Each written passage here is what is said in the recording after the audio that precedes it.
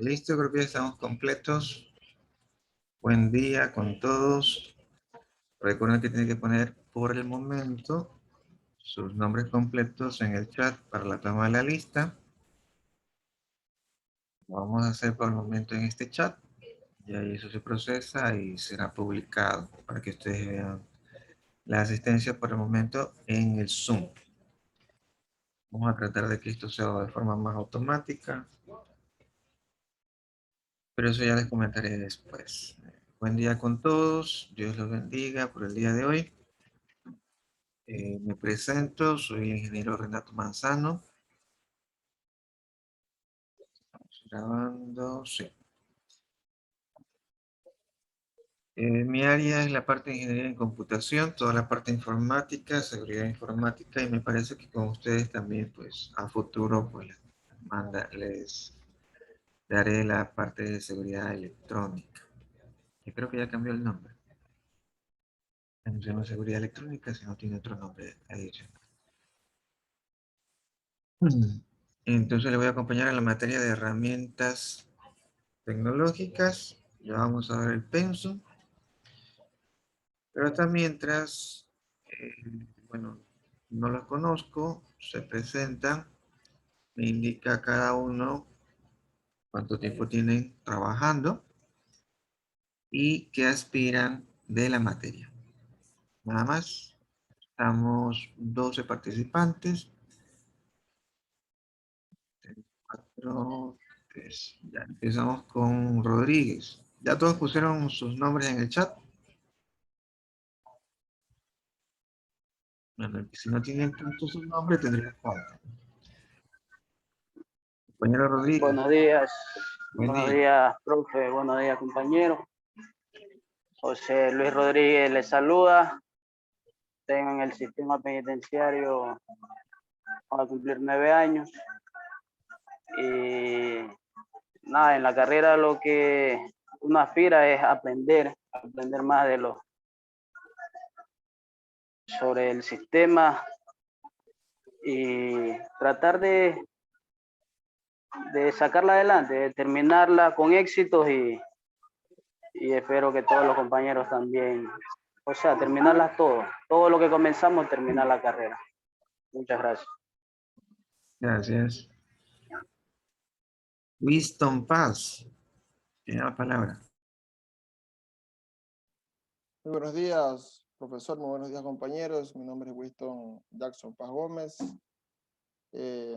8 años con 9 meses en esta profesión de guía penitenciario. Trabajo en la penitenciaría del Litoral y mi inspiración es aprender en esta carrera y concretar lo que es la titulación para un futuro nos sirva para esta carrera y los ascensos. Gracias. Ricardo Francis. Buen día, profesor y compañeros. Mi nombre es Ricardo Francis. Voy a cumplir 9 años en este tema. Mi esperación es terminar la carrera lo más pronto posible para ver quién nos puedan ayudar en el trabajo, ya que nos piden en el trabajo y también para superación personal. Gracias.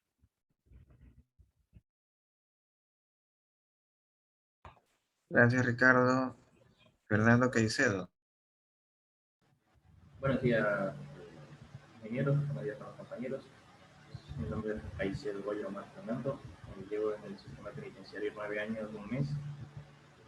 Estoy aquí pues, para conocer un poco más de lo que son las herramientas tecnológicas.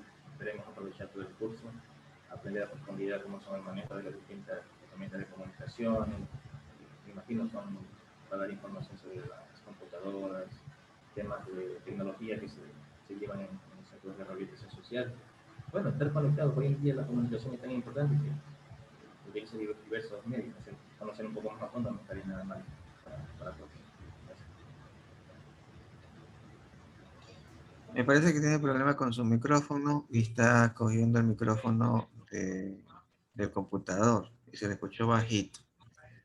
Sí, es Sí, tiene problemas con auricular que casi no tiene mucha. el auricular, manos libres. Pero lo importante es que participó. Yoconda Silvana. No sé. Buenos días, ingeniero. Mi nombre es Gioconda Silvana Galeas García. Voy a cumplir 9 años en el sistema. Trabajo en penitenciaría.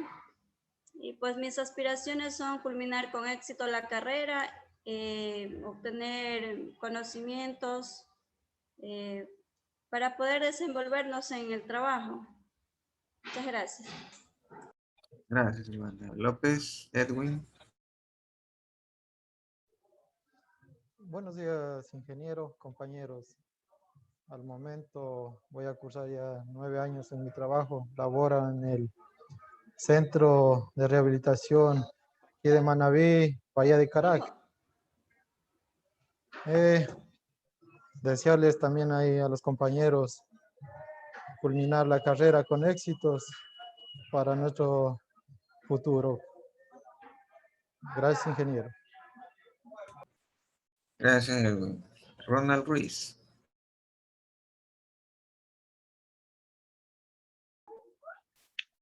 Buen día, compañero. Mi nombre es Ronald Humberto Ruiz Montaño, trabajo en la unidad de aseguramiento transitorio de aquí de Guayaquil. Mi aspiración es nutrirme de los conocimientos que me están impartiendo aquí en el instituto para realizar mejor mi trabajo y terminar mi carrera con mucho éxito. Eso no más, ingeniero. Gracias, Ronald. Diego Bravo. Hola, ingeniero, buenos días. Ya como lo han dicho los compañeros, nos estamos aquí con una misión. El objetivo, culminar con éxito nuestros estudios y tener unos nuevos conocimientos para poderlos desarrollar a plenitud en lo que es nuestro trabajo que venimos desempeñándonos. En el sistema penitenciario ya llevo 11 años. Soy de acá de Manabí, Puerto Viejo. Laboro en el femenino de aquí de Puerto Viejo. Gracias, Diego. Solís Joana. Buenos días, ingeniero. Mi nombre es Solís Mendoza Joana. Ya tengo 9 años en el sistema. Trabajo en el CS femenino en Guayaquil. Mi aspiración es terminar la carrera. En conjunto con mis compañeros, que nadie se quede en la mitad del camino, que todos logremos graduarnos y que nos sirva de algo, algún rato, los ascensos, que nos tomen en cuenta. Gracias. Lorena González. Gracias, Joana. Buen día, ingeniero. Mi nombre es Lorena González Rodríguez. Voy a cumplir 9 años en el sistema penitenciario. Laboro en la penitenciaría del Litoral y mis aspiraciones son adquirir nuevos conocimientos y así como dicen los compañeros, con la bendición de Dios terminar con éxito esta tecnicatura y nos sirva para los ascensos. Muchas gracias. Gracias, Lorena. Jackson Angulo. Buenos días, ingeniero. Oiga, compañero, mi nombre es Jackson Rodolfo Angulo Valencia, laboro en la unidad de aseguramiento transitorio aquí en Guayaquil. Ya tengo 8 años en el sistema y el propósito es obtener nuevos conocimientos y culminar la carrera. Gracias. Gracias, Jackson. Karina Lara. Buenos días, ingeniero. Mi nombre es Karina Vanessa Lara Lara, ya tengo 9 años en el sistema, trabajo en el CRS Quevedo. Eso y...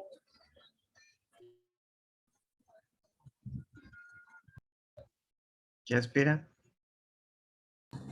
Bueno, mi aspiración es, como la carrera es para mejorar en nuestro trabajo, llegar al ascenso, todos los compañeros continuar, así como empezamos todos, poder culminar todos juntos, poder que nos ayude profesionalmente en nuestro trabajo diario. Gracias, Karina. Jesús Guerrero.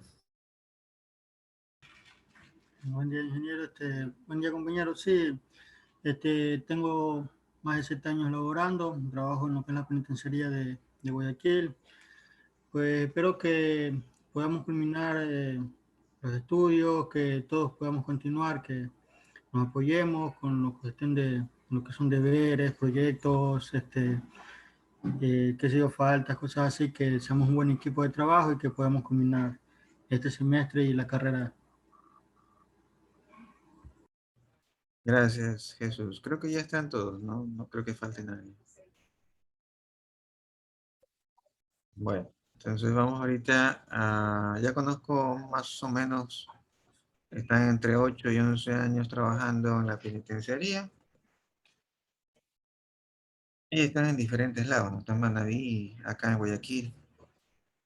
Bueno, vamos a presentarle el contenido del que vamos a ver. Voy a compartir pantalla.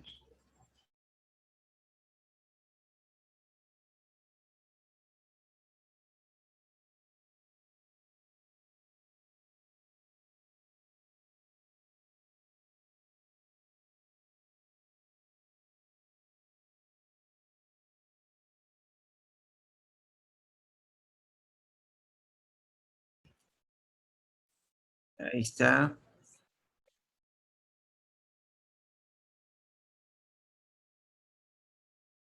Esto es lo que vamos a ver. Una introducción a la informática, conceptos de hardware, software.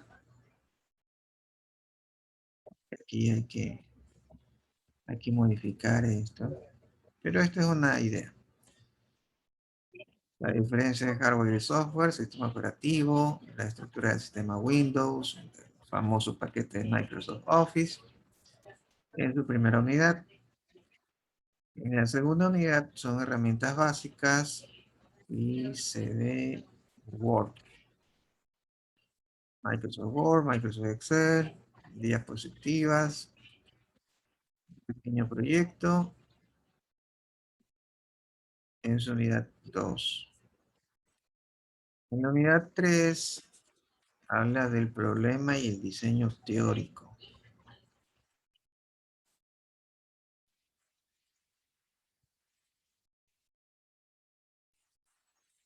Ya, ahí vamos a ver algunos tips para resolver problemas. Un diagnóstico de evaluación de las personas privadas de la libertad basado en las herramientas que se hicieron, bueno, que se estudiaron. Y de acuerdo a este pequeño contenido, son en 3 unidades. Aunque habría que revisarlo porque me parece que falta. Es la primera vez que voy a dar esta materia, más he dado seguridad electrónica. Entonces tengo que revisar bien el contenido, pero este es el que me pasaron por el momento. Tendría que modificarlo porque no me convence del todo, sobre todo en la unidad 3. La unidad 2 sí es larga, acá se lo ve 3 horas, parecen un poco raro. 4 horas en total. Ya voy a revisar porque no me convence. Word, para aprenderlo se necesita más de 3 horas, al menos lo básico. Excel es igual. Bueno, PowerPoint sí puede reducirse a 1 o 2 horas. Pero eso tendría que cambiarse.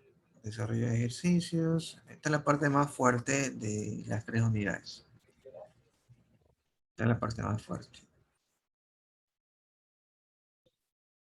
Como les digo, tendría que revisar esto. Esto me pasaron no hace mucho. Estoy compartiendo ahorita con ustedes. Y hay que modificarlo. Bibliografía, Fast Facts about Microsoft.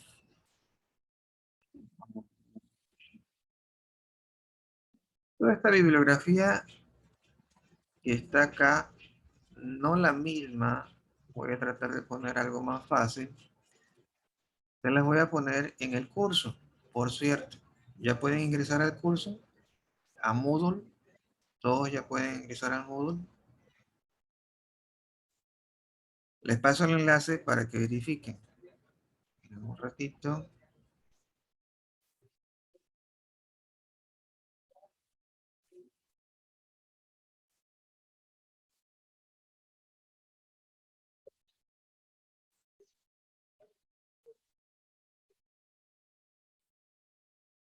Yep.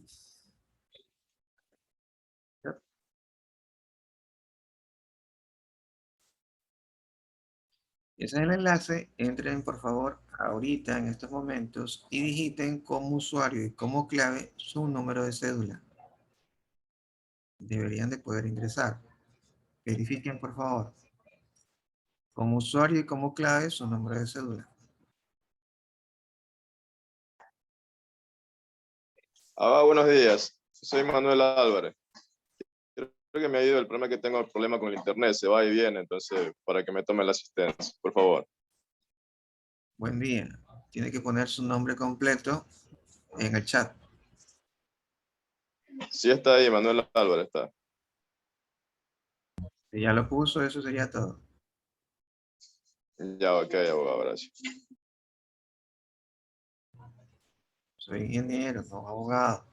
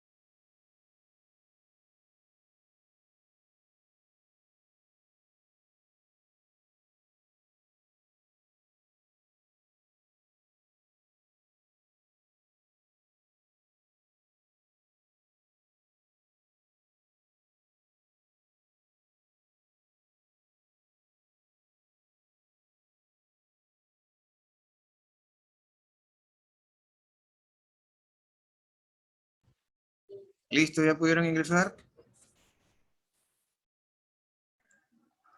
Ingeniero, yo tengo problemas de internet, como que se va y llega la señal también. Ya, perfecto. Lo puede hacer en otro momento, pero los que sí pueden, por favor verifiquen que puedan ingresar a su aula virtual.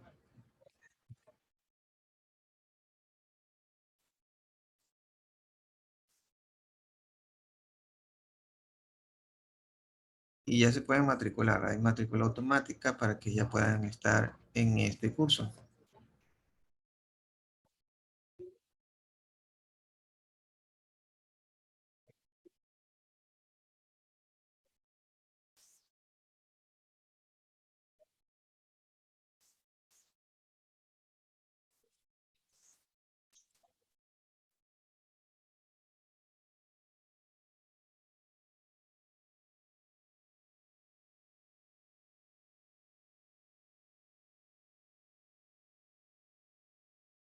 Los que ya vayan ingresando se pueden ir matriculando y acá yo verifico si ya están registrados.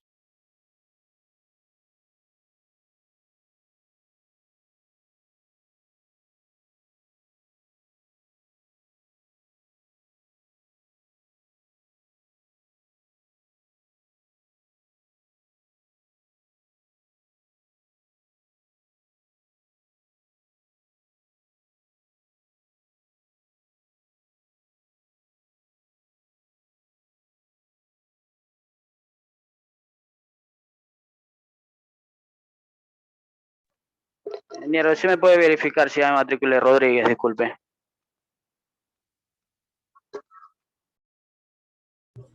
Ya le verifico un ratito.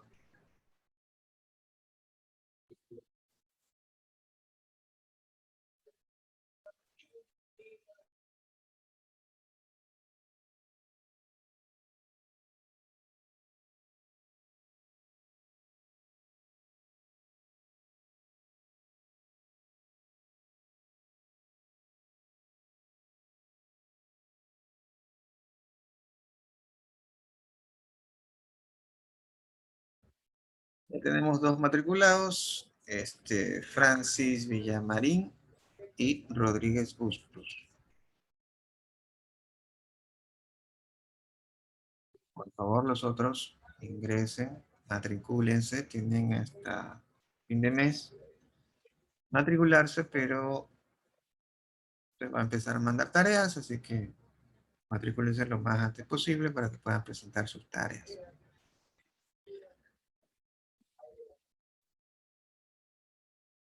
Me indican quién no puede.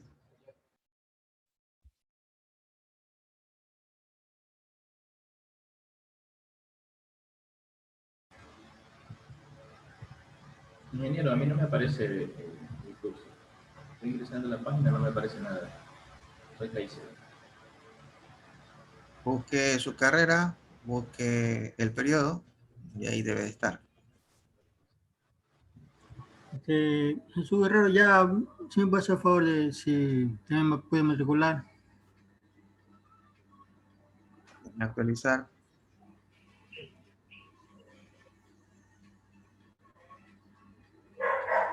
López. Estos son los que se han matriculado. El último es Guerrero Quilay. Sí.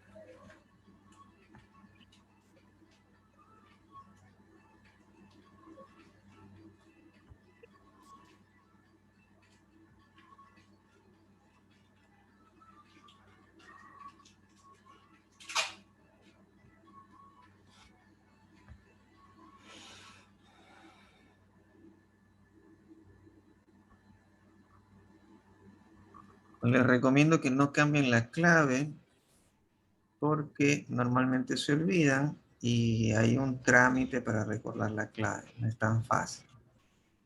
Es preferible que no le cambien la clave porque después se les va a olvidar y recuperar la clave, al menos en el módulo anterior, se demoraba. Entonces van a estar sin plataforma hasta que le den la clave nueva. Mi recomendación es que no le cambien su clave. Aunque ustedes tienen opción de cambiarla, pero es preferible que no lo hagan, ya que se suelen olvidar.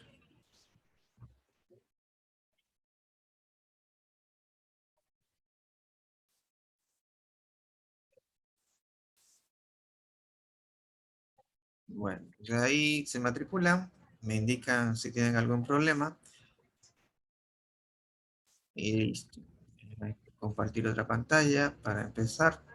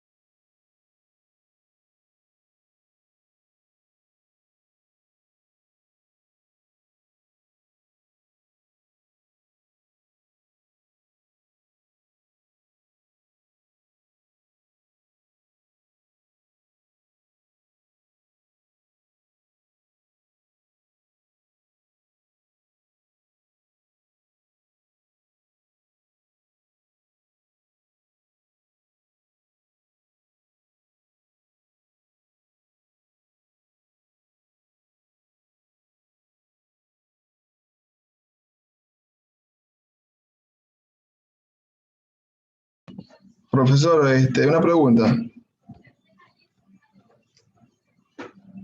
Dígame. ¿Es usuario del periodo pasado o hay que crear otro? No le entendí. De la plataforma que usted nos mandó el link para ingresar. Quiero saber si el usuario, seguimos con el usuario de las claves anteriores del periodo pasado o creamos uno nuevo ahorita. No pueden crear un nuevo usuario. Les indiqué que para poder ingresar, tienen que ingresar con su número de cédula como usuario y clave. Ok.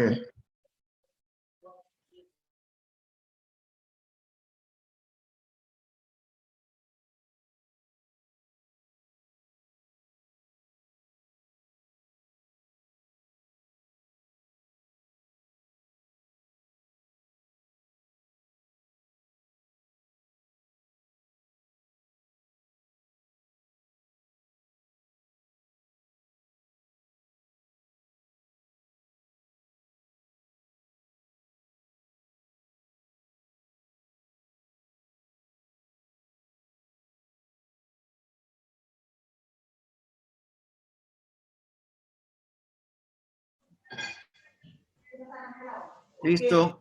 Entonces vamos a ver un poco de la definición y origen del término informática, ya que son herramientas tecnológicas informáticas o tecnología de la información y comunicación, la famosa palabra TIC.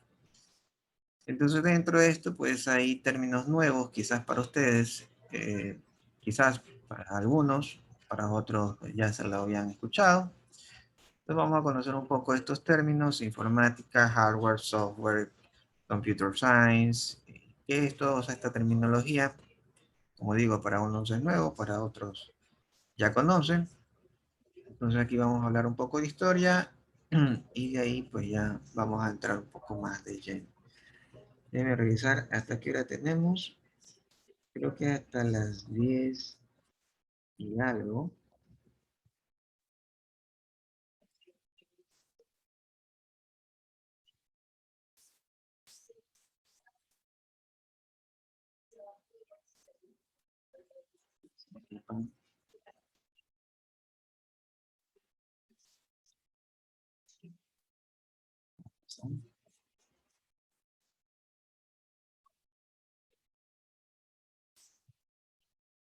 Diez y media. Entonces sí tenemos una hora completa para hablar. Les recomiendo que tomen apuntes en todo lo que se diga, ya que suelo hablar bastante. Entonces les recomiendo tomar apuntes. Todo esto es grabado, subido a la plataforma, pero normalmente nosotros no tenemos mucho tiempo para revisar videos, ya que al revisar videos, ustedes les tomará otra hora y media u otra hora en revisar el video y conocer de la clase. Entonces, para ahorrarse tiempo, mi recomendación es que tomen apuntes y ciertas cosas que no han quedado claro, vayan al video y revisen. Mi experiencia ante sus compañeros anteriores es que normalmente no los revisan. Sin embargo, sí exigen que se suban los videos, pero son muy pocos los que revisan. Por eso sugiero que tomen sus apuntes y ciertas cosas para que no haya quedado claro, pero ahí sí revisen los videos. El promedio de revisión de videos suele ser casi 0 hasta un día antes de tomar el examen. Un día o 2 días, el promedio de revisión de videos, de todos los videos, son 2 o 3 videos en promedio, 2 o 3 videos de todas las clases, y el número de personas que revisan de un curso de 15, de 20 estudiantes, el número en porcentaje es como 2%. Y el número entre 1 y 3 en promedio. O sea, solo 3 personas del curso son los que revisan los videos y en promedio la cantidad de videos revisados es de 1 a 3 videos. Y el promedio de tiempo en que revisan cada video, de 1 hora o 2, es de 15 minutos. Eso es lo que yo he revisado. Vean, lo que le estoy diciendo es que para vísperas para examen, solo 1 a 2 personas revisan los videos y la cantidad de videos revisados es entre 1 y 3 videos. Y la cantidad de tiempo revisado es entre 10 y 15 minutos. O sea, prácticamente no revisan nada. Y los videos que revisan son los últimos 3 o los últimos 2 videos. Y eso sería todo. Entonces, por eso va mi recomendación. Todo eso es monitoreado. Yo manejo todas esas estadísticas y se pone en el informe. Listo. Empezamos. 9:39. Entonces vamos a conocer un poquito de esto. Y se vamos a leer un poco y de ahí analizamos. Dice, la informática surgió de la necesidad, por cierto. Esta documentación va a estar dentro del curso de Moodle. Todo normalmente yo separo, eso ya lo van a ver en el transcurso de esta semana o la semana que viene. Ya van a ver contenido dentro del curso y va a estar separado por contenido, que es parte del contenido del curso, recursos, en cada unidad va a tener sus recursos, y en la parte de recursos van a tener los materiales que se han visto, algún documento PDF, algún enlace, alguna figura, algún gráfico, algún material que necesiten para la unidad. Cada unidad va a tener su bloque de preguntas, algunas dudas, entonces las ponen ahí, alguna consulta, se responde y pueden revisar todo. Si tiene alguna duda o alguna pregunta, todos de todos. Si Edwin pone alguna pregunta, pues todo el mundo va a poder ver qué preguntó y así pues todo el mundo se beneficia de la duda que tenga algún compañero. Dentro de eso pues va a estar los videos grabados en la misma plataforma, van a estar colgados para que ustedes revisen todo. Ahora sí.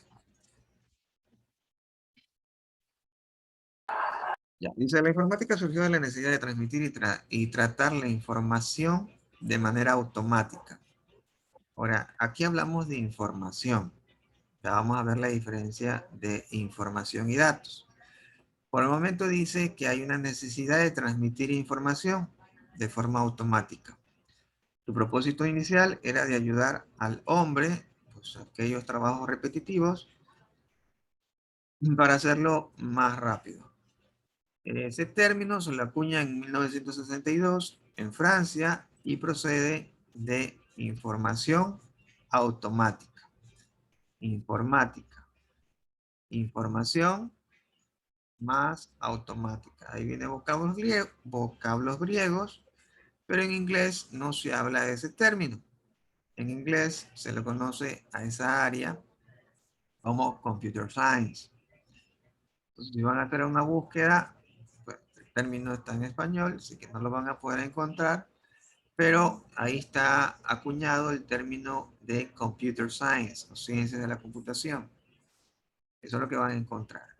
Por ejemplo, mi carrera no se llama ingeniero en computación, sino se llama ciencias de la computación. Y en inglés, Computer Science. ¿Qué más? Habla de Wikipedia. Habla de lo mismo.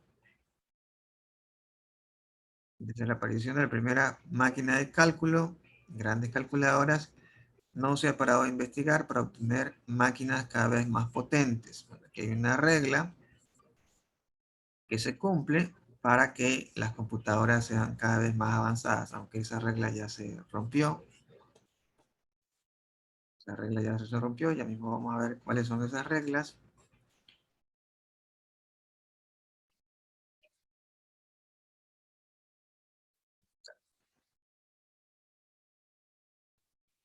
Listo. Entonces, aquí habla de que las máquinas cada vez son más avanzadas. Ahí hay una regla que se llama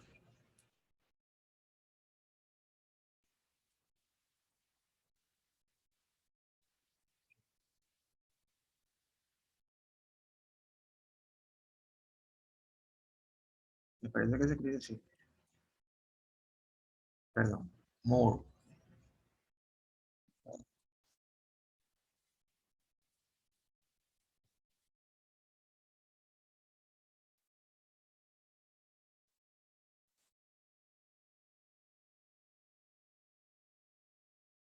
Esa es la ley en el cual dice que la tecnología pues avanza con una cierta relación con respecto a la anterior. Entonces decía que se duplica y esa duplicación pues era más o menos así. La tecnología iba avanzando y cada vez era más potente. Ponemos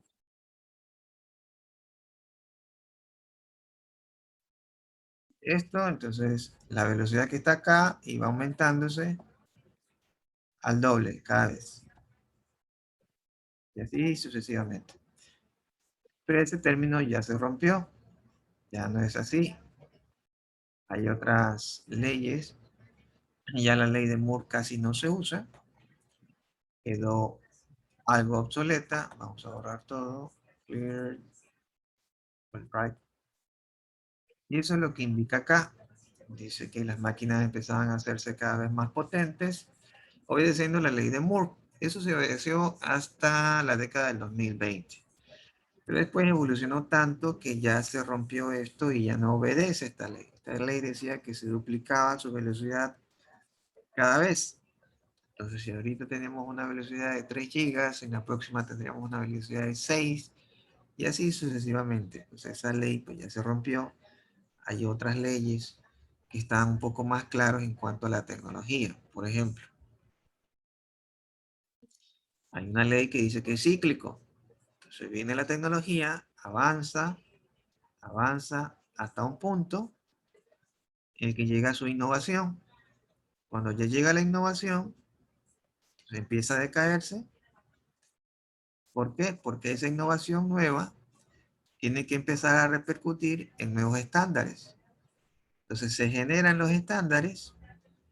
Una vez que se generan los estándares, entonces, poco a poco, otra vez va a tomar fuerza el avance tecnológico hasta que el que estaba en estándar, la tecnología en cierta forma se va ajustando un poco porque empieza el avance del estándar. No se pueden generar tecnologías sin haber un estándar.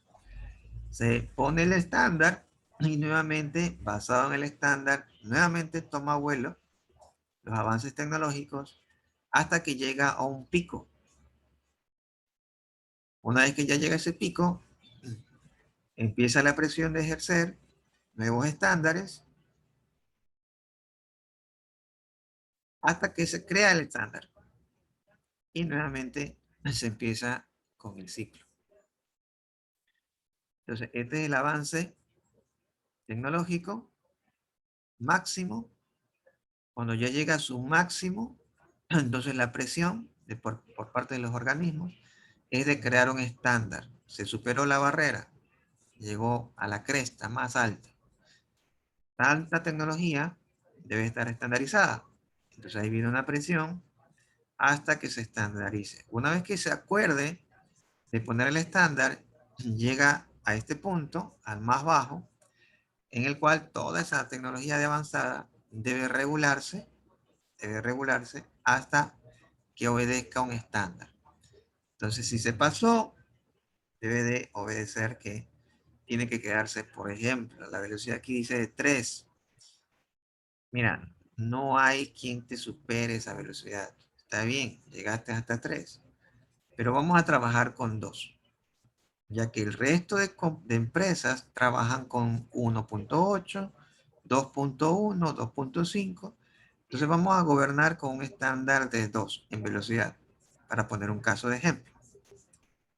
Entonces, él superó, la empresa, supongamos que sea de procesadores, llegó a una velocidad de 3, pero el resto de compañías tienen que crear hardware, crear algo pero no tienen esa velocidad. Tienen una velocidad cercana de 2. 2.1, 1.8. Entonces ahí viene el estándar y ralentiza esa velocidad pico. ¿Sí me explico? ¿Alguna pregunta? ¿Está claro?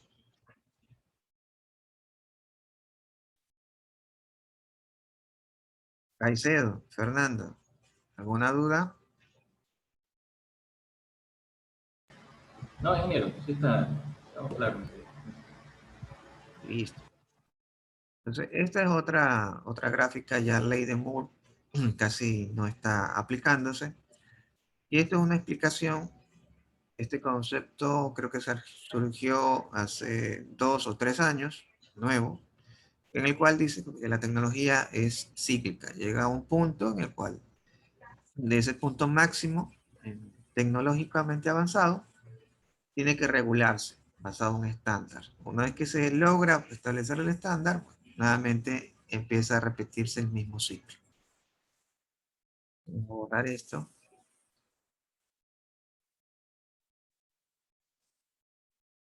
Clear or draw. Ok. ¿Qué más avanzamos por el Abaco? Esas son una de las primeras computadoras. Origen japonés. Ahí dice, desde 3500 antes de Cristo. Bastante. 3500 antes de Cristo es bastante. Ahí ya estaban los japoneses inventando esta pequeña calculadora que es basada en el Abaco. Esto es un pie en la parte informática, son sus inicios, parte de procesamiento de la información, para introducir máquinas que hagan estos cálculos. Aquí conocemos a Pascal, matemático, filósofo francés, muere en el 62, inventó la primera máquina automática de cálculo empleando engranajes, ¿no? Ruedas dentadas. Sumaba y restaba, similar a lo que hace en el ábaco. El cálculo del ábaco se utilizó mucho tiempo. Después de Japón, empezó a divulgarse por todos lados dentro del antiguo continente. Me parece que acá no llegó, acá ya estábamos con otra ciencia. Entonces Blaise Pascal tenía su pequeña calculadora que sumaba y restaba. A él le nombró la Pascalina, en honor a su nombre. De ahí fue avanzando un poco más. Mire que Blaise Pascal está en el 600, 1600. 100 años después, poco más o menos, surge Charles Babbage. Él diseña una máquina diferenciada, un poco más robusta, se la ve mucho más grande que la Pascalina. La Pascalina es pequeña, ya está sumaba y restaba, pero acá, ya 100 años después, dice que podía resolver funciones cuadráticas. Las matemáticas eran bastante avanzadas, ya se hablaba de funciones cuadráticas. Esto me imagino que en su momento pues era como cálculo diferencial integral. Y ahorita pues esto se ve, de lo que tengo entendido, en colegio. La función cuadrática me parece que es en octavo de básica, que ya se ve esto. Usaba nuevamente engranes para hacer estos cálculos. Ya la parte de la electrónica no avanzaba. Eran todavía en pañales. Estaba tubos de rayos catódicos. No existía el transistor. Eso fue hasta después, cuando llegó el transistor. Entonces, por el momento recién estaban empezando con los tubos de rayos catódicos. Máquinas muy básicas y consumían mucha energía, se calentaban demasiado, pero todavía no surgía en esta década, en este centenar, 100 años después de Pascal, no existía todavía eso. Dice, lamentablemente la tecnología disponible en esa época no permitió construir máquinas más máquinas de ese tipo. No contó con la capacidad de su invención. La capacidad de su invención diseñó una nueva máquina llamada la máquina analítica, que podría realizar todas las operaciones matemáticas, o sea, la famosa calculadora, suma, resta, multiplicar y dividir. Para sumar, multiplicar y dividir, también evolucionó todo el sistema numérico para hacerlo más rápido. Eso fue evolucionado, ya lo vamos a ver después. Y más, bueno, a Charles Babbage se lo consideró como el padre de la informática por todos los logros que él empezó a desarrollar en esa época, 100 años después de Pascal. De ahí, como 100 años más, poco más o menos, llegó Augusta Ada Byron. Entonces, él escribe el primer programa en la máquina analítica, la de su antecesor, Babbage. Bueno, ahí surgió el lenguaje de programación. Ada fue famoso, el lenguaje de programación bastante básico. Entonces, aquí recién empiezan a conocerse los algoritmos. De ahí viene Boole, George Boole. Y aquí viene algo interesante. Boole empieza en esa misma centenar, en 1815 a 1864, en esa misma centenar que Ada empezó a crear el algoritmo, ya empezó a haber una velocidad un poco alta en cuanto a la tecnología de la información, a la parte de la computación. Entonces, Boole, este matemático George Boole, empieza a desarrollar la famosa álgebra booleana, que permitió a sus asesores, a sus sucesores, el desarrollo matemático de la álgebra binaria. Boole cambió el sistema de numeración y llegó más adelante el famoso álgebra binaria, que se basa en el sistema binario, en unos y ceros. Por eso es importante Boole. George Boole aplica su álgebra booleana a nivel de conjuntos, intersección, unión, las famosas conjunciones y, or, XOR, etcétera, etcétera, etcétera. Entonces él crea unas nuevas matemáticas, una nueva álgebra para sumar, restar, sobre todo conjuntos, y representar un poco de los conectores y o XOR, las condiciones de el o inclusivo o exclusivo, ese tipo de cosas. Entonces él aportó bastante. Basado en su forma innovadora de sumar y restar, nace la parte del sistema binario, unos y ceros. Ya en la siguiente década, Thomas Watson funda IBM en 1924. IBM lanza su primera computadora a nivel industrial, a nivel empresarial, y fue una de las primeras empresas que lanza la computadora personal, el personal computer, el famoso PC. Ya viene el término PC, personal computer. Eso basado en IBM. IBM, su mercado fue principalmente para las empresas, pero luego surge el mercado para las personas, para abarcar en los hogares. Y de ahí viene el concepto de el PC, personal computer. Ahí viene otra historia con Microsoft y Apple Computer, pero primero fue IBM en 1924. En ese tiempo, pues, tanto,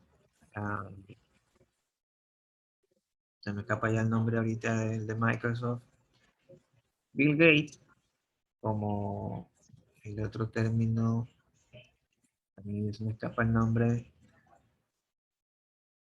se me escapó el nombre de Apple Computer, el fundador. Bueno, ambos estaban estudiando en la universidad en ese entonces. Pero de ahí ninguno de los dos terminó la universidad y fundó sus empresas. Por el lado de Bill Gates, formó su empresa inicial como DOS, Disk Operating System, y por el lado del otro nombre que se me escapa el nombre, funda Apple Computer. Ambos son Jobs, creo que. Y de ahí hacen contrato con IBM y empieza su fortuna Bill Gates con su empresa Microsoft. Ya le cambia el nombre a Microsoft. Seguimos en la historia, pasamos por Turing. En 1900, él desarrolla la famosa máquina de Turing. Es una forma de representar un proceso a partir de una descripción. Surge mejor el concepto del algoritmo. Dio lugar, dice, a la teoría matemática de la computación. Se demostró la existencia de problemas sin solución algorítmica. Y fue más la evolución de los algoritmos. Y los algoritmos son base de la programación. Le dice que en el 38, no, eso no es importante, salimos de esa parte.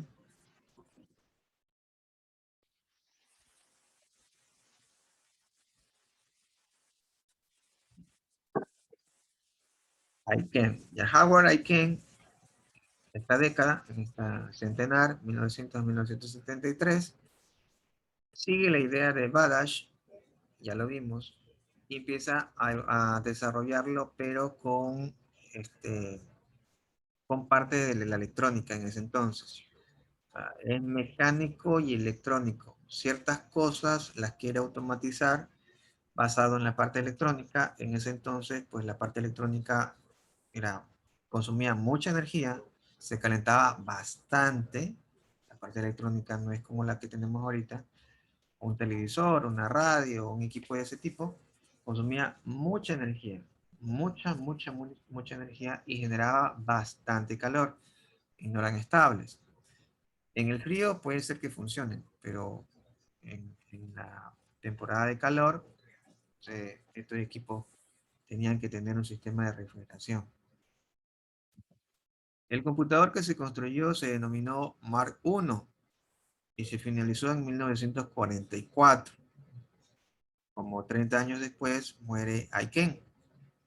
Tenía 16 metros de largo por 2.6 metros de alto. Pesaba 70 toneladas. Bastante pesado. Y tenía de cables nada más que 800.000 metros de cables entre todos. En ese tiempo pues no existía placas de circuito impreso, sino que eran muy robustas. La estructura, las bases, las bahías donde se ponía cada elemento eran metal y las pistas eran cables. Entonces tú querías conectar una patita de un lado al otro lado, cogías un cablecito y lo soldabas. Y la base era metálico, por eso dice acá que pesaba 70 toneladas. Entonces no había socket en circuito impreso. Los sockets eran plásticos colocados en espacios metálicos para que no se movieran y de ahí pues eran soldados a donde querían. Ahí se soldaba todo. Era una telaraña. Reparar algo de eso pues era interesante.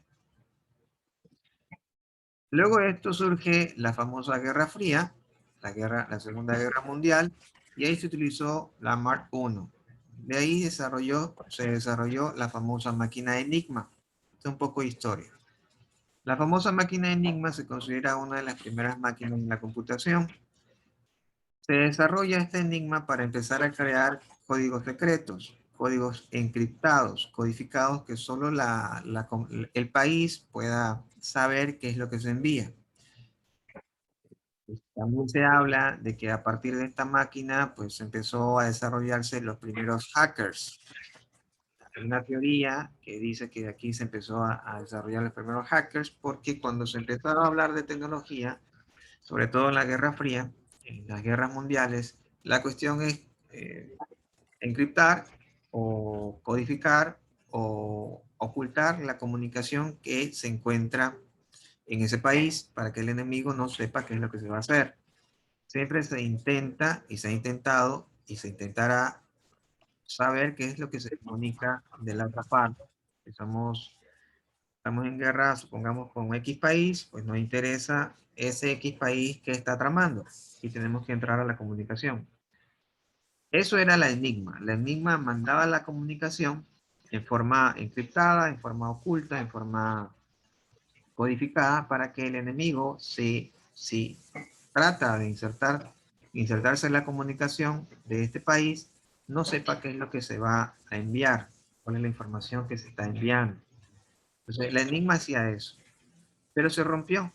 Pero fue un avance en la tecnología. Siempre la guerra fuerza a las tecnologías en su avance para poder tener de aliado algo tecnológicamente más avanzado que el enemigo no tenga, y con eso pues poder derrotar al enemigo. Siempre las guerras han intentado eso. Presionan la parte tecnológica para que a través de esta tecnología se pueda derrotar al enemigo. Luego de la famosa máquina Enigma surge la ENIAC, Electronic Numeral Integrator and Computer. Acá ya se habla de computación y se habla de integración. Ahí está la ENIAC. Acá está, para que la puedan ver. Esta es ENIAC. Ocupaba, dice, la planta baja de un edificio de grandes dimensiones y consumía gran cantidad de electricidad. Esta es la ENIAC. De ahí surge un concepto de von Neumann, por ese mismo centenar. Von Neumann ya habla de una arquitectura de computación. Entonces no habla solo de algoritmos, sino que, o sea, no habla la parte del software que se desarrolla en los algoritmos, sino él ya habla del hardware. Entonces él empieza a hablar de que la computadora tiene que estar en una cierta estructura, que a eso se le denomina, él acuña el término de la ALU, de la unidad aritmética lógica. Entonces él dice, bueno, tiene que tener esto, tiene que tenerlo de acá, tiene que tenerlo de acá, tiene que tener un procesador central, el CPU, tiene que tener un coprocesador. Bueno, ahí no se hablaba de coprocesador, sino se hablaba de una unidad aritmética lógica. Entonces von Neumann empieza a desarrollar una estructura a nivel de hardware que el computador debería de tener.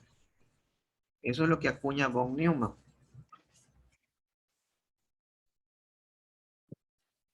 Y hablamos un poco más de historia.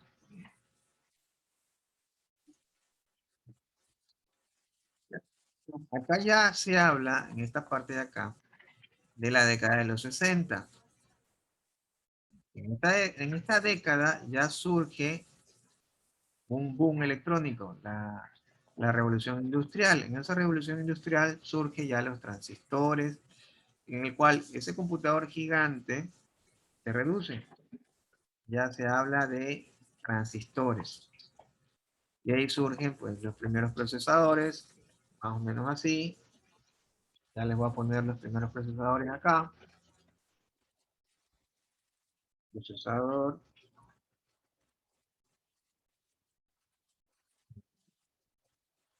80.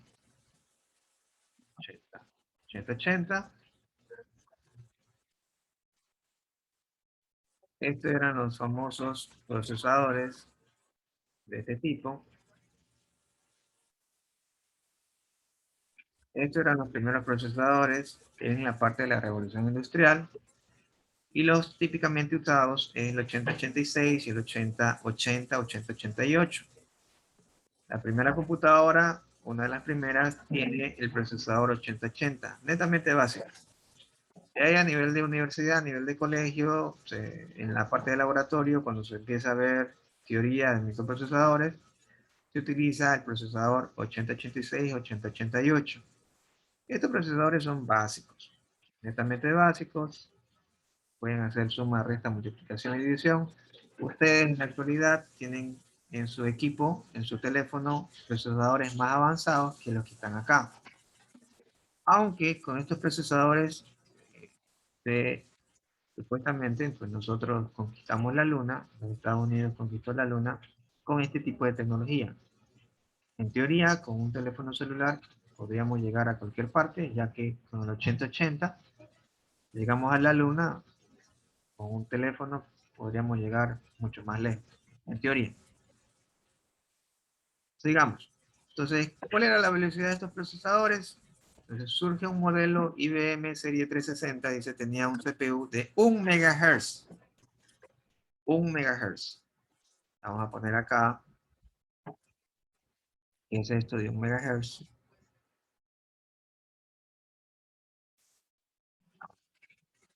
1 mega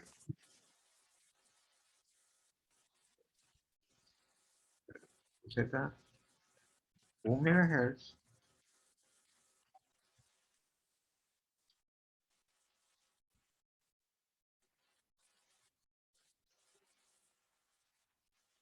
vamos a poner acá 1000 megas es igual a 1 giga.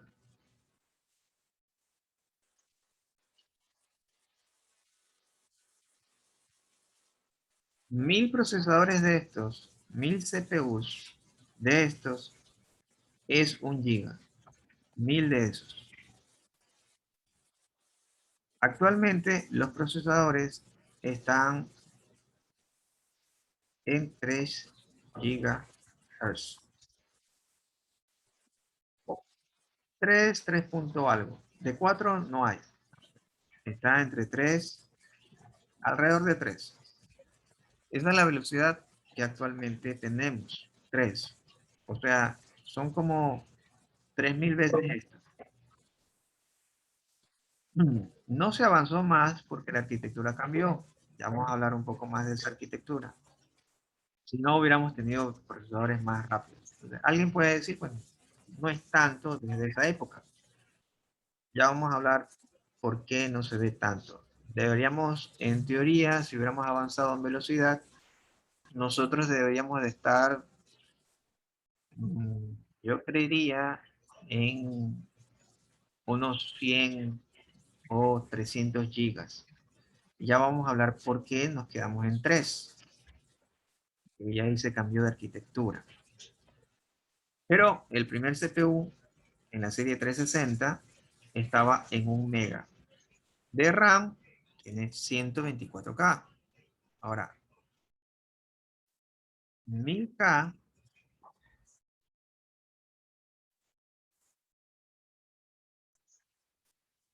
en RAM, hablando de RAM, equivalen a 1 mega.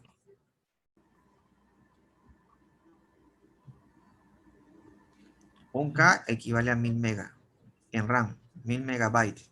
Un 128 KB tenía el procesador, el computador serie 360. 128. 1000, o sea, 10 veces esto, más o menos, es 1 mega. Ustedes, si tienen un computador, no tienen 1 mega en su computador. Vamos a ponerlo acá. 1000 megas, megabyte, equivalen a 1 gigabyte. En su computador se habla de gigabytes. Normalmente ustedes tienen en promedio en su computador 4 gigabytes. 4. Y aquí se habla de 128 KB. O sea, 10 veces esto es 1 mega. 10 veces. Y 1000 veces 1 mega es 1 giga. O sea, 10 por 1000 son 10.000. 10.000 veces esta cantidad es 1 giga. 10.000 veces esta cantidad, 1 giga. Pero ustedes no tienen 1 giga. En su computador tienen 4 gigas. O sea, 40.000 veces Esto es lo que ustedes tienen normalmente en su computador. Eso es lo que se ha evolucionado desde esta serie. Es bastante. ¿Preguntas con esto?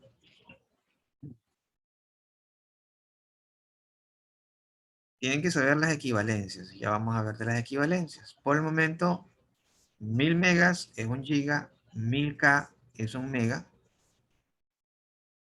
Y es similar a lo que está acá, sino que esto es en megahertz y esto es en megabytes. 1000 megahertz es 1 gigahertz. Actualmente tenemos una velocidad cercana a 3 gigahertz. El computador de la IBM tenía 1 megahertz. Su teléfono no tiene 1 megahertz. Su teléfono está entre 1 giga y 1.5. Su teléfono. Su teléfono no tiene 128K. Su teléfono tiene entre 2, 4 y 8 megas. Perdón, gigas. 2 gigas, 4 gigas, 8 gigas. Eso tiene su teléfono. O sea que actualmente su teléfono es mucho más avanzado que ese CPU. ¿Preguntas? ¿Borro? ¿Ya puedo borrar? Ok.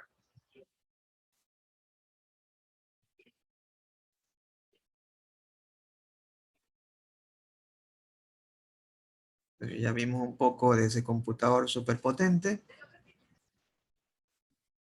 De aquí se habla de las generaciones de la computación, la primera generación, la segunda generación.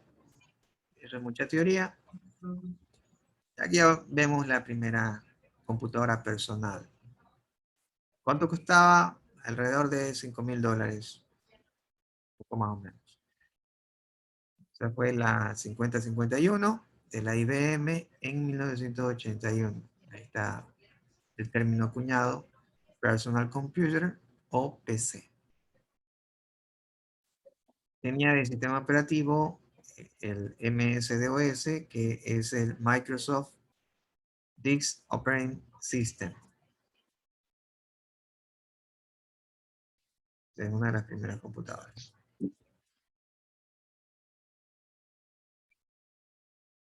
Hay más historia.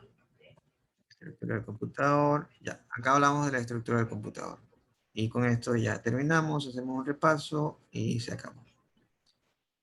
Entonces, por un lado, vimos que la evolución arrancó con la parte informática, con la parte de cambiar el sistema numérico, cambiar un poco el sistema de cálculo, y se arrancó con la parte netamente matemática, que era la calculadora, la suma, la resta, la multiplicación y división.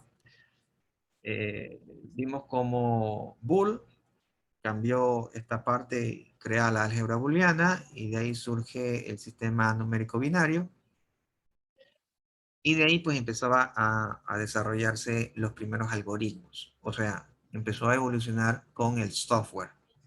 ¿Qué es el software? Es todo lo que no podemos tocar en la parte de la programación. No es tangible, es intangible. En cambio, el hardware es lo que podemos ver, visualizar, tocar, palpar. Entonces, en su computador podemos tocar el case, la cajita, podemos tocar el procesador, podemos tocar la memoria, podemos hacer mantenimiento. Todo lo que podemos palpar es el hardware. Y todo lo que no podemos tocar, no podemos visualizar, ese es el software. Eso es software, parte de la programación. Entonces, ustedes no pueden tocar Word, no pueden tocar Excel, no pueden tocar PowerPoint. A eso nos referimos con lo que no pueden palpar. Es el programa en sí. Esa es la diferencia de hardware y software. Ahora, las partes del computador.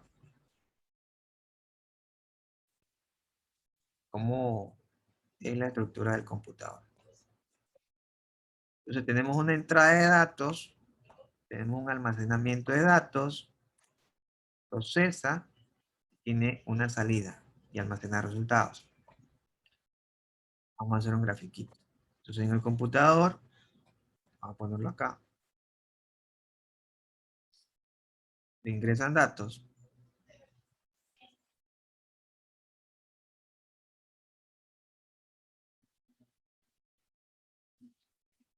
Le tienen que ingresar datos. Y él tiene que arrojar una salida. Este es el ingreso. Y esta es la salida al computador. Y esa salida, pues, normalmente son datos. ¿Por qué digo normalmente son datos? Ya vamos a ver. Hay una diferencia entre datos e información. Los datos es lo que procesa el computador. Son cantidades, valores que no tienen ninguna interpretación más que su valor mismo. Esto es un dato. A veces se acuña mal el término de dato e información y vamos a ver la diferencia. Un dato es un valor, una cantidad, algo que ustedes le ponen. Por ejemplo, 5, 10, 20, 30, 40, 3.5 o cosas así. La información es la interpretación de estos datos. Supongamos, yo digo, la edad promedio de su curso es 35 años. El computador no le da 35 años. El computador procesa 35. Y se le meten todos los datos de edades, él saca un valor y quizás saque 35. Le ingresan 30, 38, él da su promedio y es 35. Si ustedes saben que los datos que ingresaron son años, entonces ustedes empiezan a interpretar que el promedio son años. Y esa interpretación es la información. La interpretación de los datos es la información. Eso tienen que tener en claro. Interpretación de los datos se lo considera como información. El computador no procesa información, procesa datos. El computador le tiene que ingresar datos y él arroja una salida de los datos. Pero ¿qué hay dentro de esta caja? ¿Cómo llega a la salida? Entonces, dice que almacena los datos.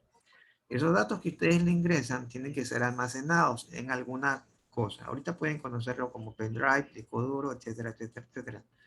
Pero tiene que ser almacenado esos datos. Los almacena temporalmente. Luego que él tiene esos datos temporalmente, procesa esa información almacenada. Esta información que ya se almacenó, los procesa. Y arroja una salida luego de su proceso. Esta salida puede ser que nuevamente los almacene. Normalmente los almacena. Sí, todo computador lo almacena al menos temporalmente y lo arroja. O sea, de algún método lo almacena, siempre.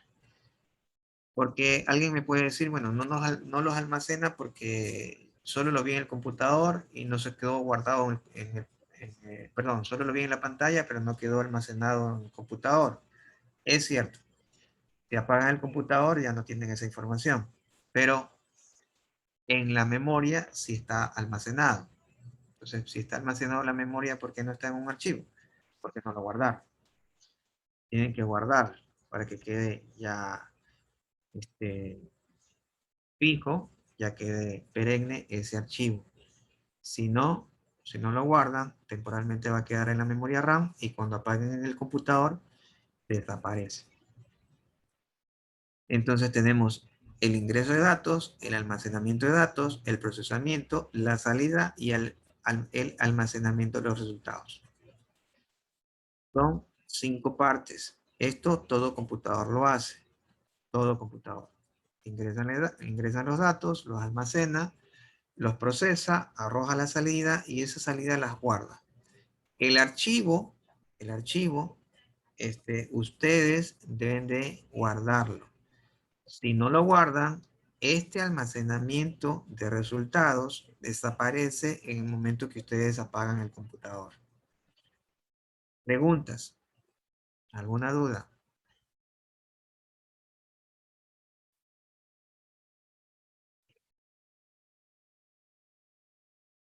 Silvana.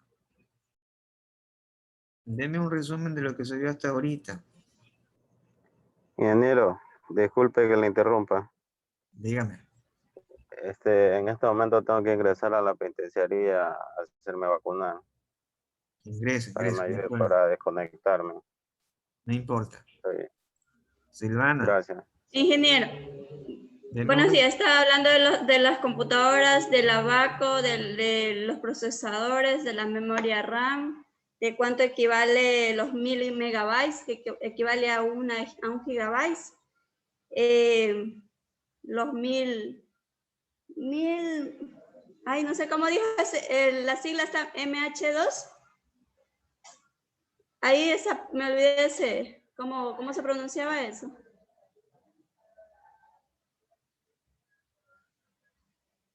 En la parte anterior dijo eso. Megahertz.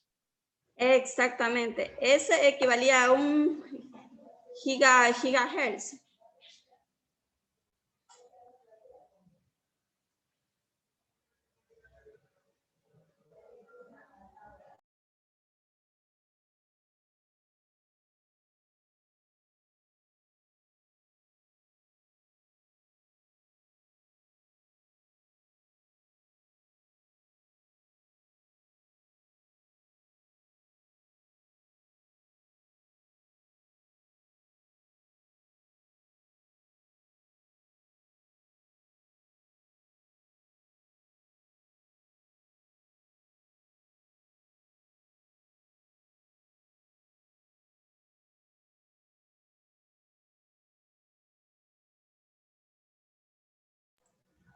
Ingeniero, tiene el micrófono apagado.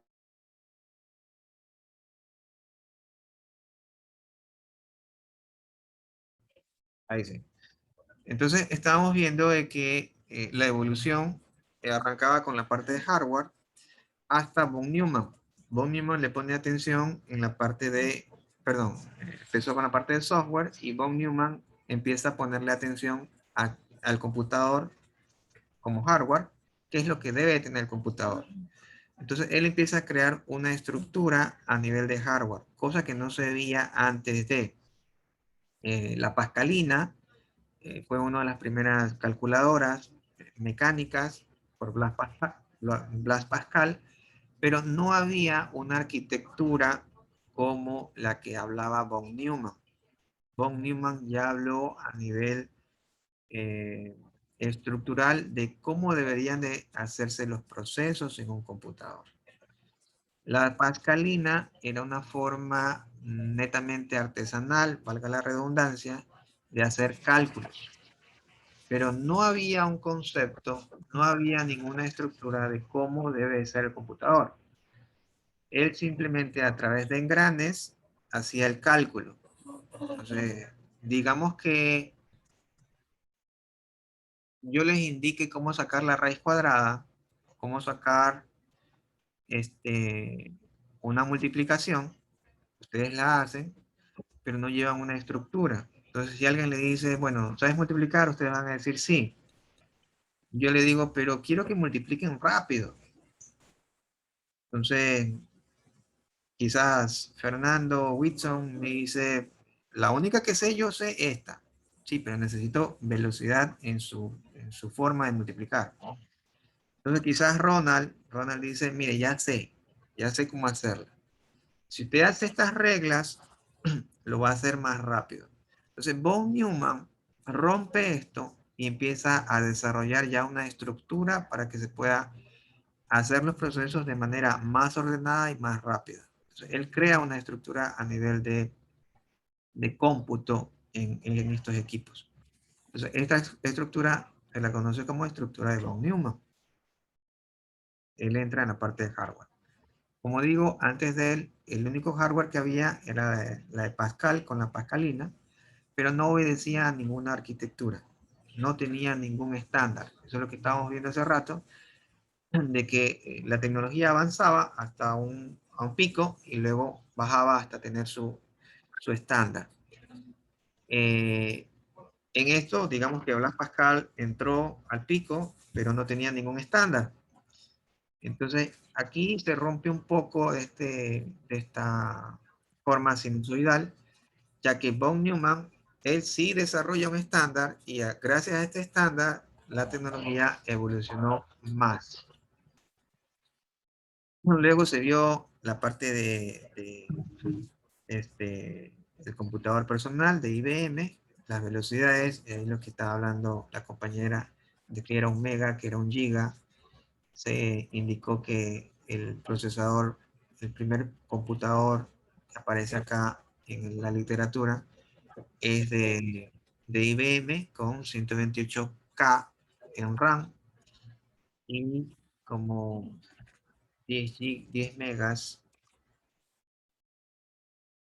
Perdón, acá está. No, necesito. Acá está. 1 mega de velocidad y 128K en RAM. Eso es lo que hemos visto hasta el momento. Esta es una introducción más de historia. Ya sabemos que es hardware y software. Y esto ya vamos a verlo en la clase siguiente. Entrada, salida. Aquí, la próxima clase pues ya vamos a ver qué es el CPU, qué es eso de ALU, qué es la unidad de control. Eso vemos en la próxima clase, qué es esto de RAM. Ahí vamos a ver un poquito de cómo deben de comprar su computador, a qué le deben de tener atención, si la RAM, si la velocidad, si i3, i5, i4, si es AMD, si no es AMD. Mejor compro una laptop, mejor compro un escritorio, mejor compro un teléfono y cosas así. Eso lo vemos en la clase siguiente. Por el momento, eso sería todo por mi lado. ¿Tienen alguna duda, alguna pregunta? Entonces, paro la grabación. Éxitos el día de hoy, pasen bien, Dios los bendiga y nos vemos en la próxima clase. Cuídense. Ok, gracias.